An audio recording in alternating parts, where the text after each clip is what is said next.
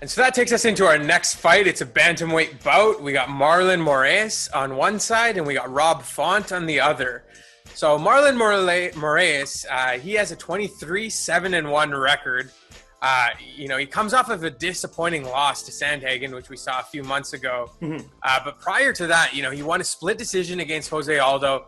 And he actually, I'm pretty sure he got a chance for the vacant belt against Cejudo. Is that right? And so, he'll be looking to get back on that championship track. A lot of hype around this guy. On the flip side, we got Rob Font. He comes in at a 17-4 record, 7-3 in the UFC. So he's been around for some time as well. He does have some impressive wins as well. Simon, Sergio Pettis, Almeida. But this will definitely be his toughest opponent yet, in my opinion. What do you see kind of unfolding here? Yeah, so you hit the nail on the head with the bantamweight title fight. So that was kind of his way of sneaking in, but unfortunately he took on my guy Henry Cejudo, where I'm all about the fight game. He can be whoever he wants to be outside the octagon. Mr. Cringe, I love him. That is a man who I rode to the bank on a regular basis because he is elite. He is a Daniel Cormier without the John Jones in his life. Like, that's just who he is. He is phenomenal. So with that said, that is Marlon Moraes' loss.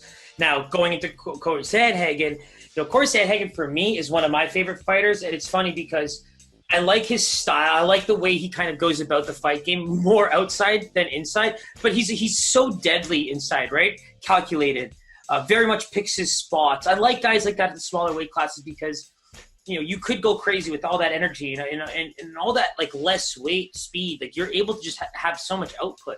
He fights almost like Ciro Gann fought against. I was going to say, yeah. Like the way you pick those shots and the way he landed that kick on Marlon. Like, I've just never seen Marlon on his back foot like that so much. It was really interesting. And, going back to the Aldo fight, like a lot of people thought that Marlon lost that fight, right? Like, that was a split that everyone thinks Aldo won that fight, So Marlon being, the cutest face in MMA period, it's hard to be angry at him about something like that. So that's where, for me, I really chalk up his most recent stuff because, like, injury stuff like that. That bantamweight division, man, is the best division right now. Like, I can't even tell you how excited I am just for how things might start lining up because you've got so many quality fighters in that top 5.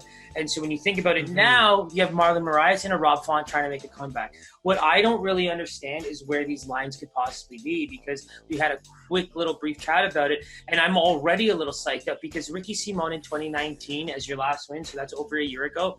Like, I hope Rob Font was in that cryogen, like the same chamber that my boy was when he was fighting, when he was waiting to fight Frieza. Because, frankly, that is what might be required. I know you might not know the reference, but basically Goku just sits in this chamber after a battle and recovers for like 20 straight episodes. So every time they cut to Goku, he's just in this chamber with his mask on, just charging up. And all of his whole family and his friends are just getting beating the shit out of him. Like, it's just constantly. And, like, finally, you're waiting, like, episode after episode for this guy to wake up. And so, unless Rob Font has been in there for the last year... this is a tough fight, right? Marlon Moraes is going to come in very hungry. He's already coming off of, we know he's been in training camp fairly recently. These are the things that make championship fighters, I like Rob Font's style. I like the length. I like what he brings to the division in that way. But, like, you can't compare certain fighters when they have this type of caliber resume, he's going to be the smaller fighter. He's going to have to reach a bit more. That's who Marlon's used to being. Like, Rob's got that length. He's got all that to his name, but it's still Marlon Moraes who has fought anyone and everyone. So that's what scares me. Yeah. Perfect. And let's dive right into the lines given that. Who's the favorite and by how much? So for me, length, like we talked about, Moraes just lost via kick. And those are the things that scare me the most, right? So when I'm thinking about looking at lines and looking at what certain fighters bring to the table, the way that Rob Font can probably win is a way that Moraes can probably lose. So do I think Marlon Moraes should be a minus 300 favorite or something? By no means do I think that. But I hope that he is at least a minus 175 favorite. So I'm going to go Marlon Moraes, minus 175. I'll give you the bell for this one. Let's chime in the bell here. So Marlon Moraes is actually a -150 favorite, and it has not moved. It's stayed put at -150 so far.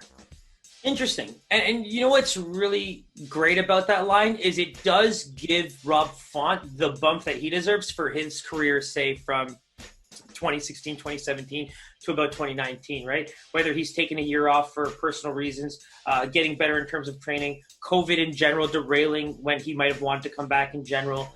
You know, he probably has a whole bunch of reasons to say that. But, you know, older guy, probably his last little stint. Be careful for sure because of where he was at, you know, in his career when he kind of, you know, stopped. But, you know, like we said, Marlon is Marlon. Yeah. And I don't see how we don't lock this one in. Cutest fighter in the UFC. Don't get it twisted, my boy. Overall, it's going to be a great card. Tune in UFC this Saturday, December 19th. For us, make sure you hit that subscribe button, hit that bell button, give us a follow on Instagram, Twitter. Our picks go up all of there, along with all of our other content, you know, clips of our videos from YouTube. Other great MMA content is on the Kaizen MMA. Make sure you check it all out. Give us a follow, give us a subscribe, give us a comment, engage in conversation, whatever you may want to do to kind of further this. Anything else, Siraj? No, man, everything. You just hit nail on the head. Like, let's finish the year strong. This is the last fight card for us. You know, we're going to be going real hard at this one, just to have some fun with it. We're really excited for the next couple of weeks to be able to develop, you know, our, you know, niche, our, you know, market. It's going to be really fun for us. And so we're really excited for 2021.